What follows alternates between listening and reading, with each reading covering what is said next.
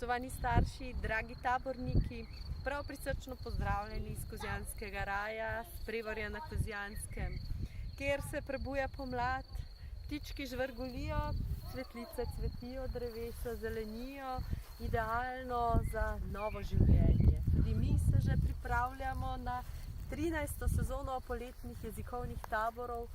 Žal zgleda, da letos ne bodo možni mednarodni tabori z mednarodno udeležbo.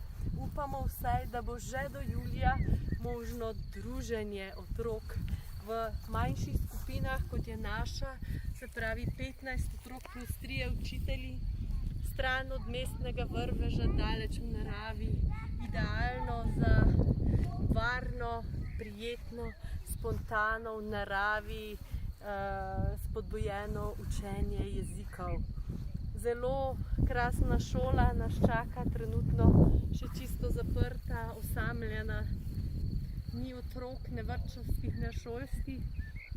Vsi srčno upamo, da se čim prej vrnejo vsi spet sem v juliju, pa da bodo mogoči naši tabori, kjer se otroci neizmerno radujejo, učijo, veselijo, v naravi zaživijo.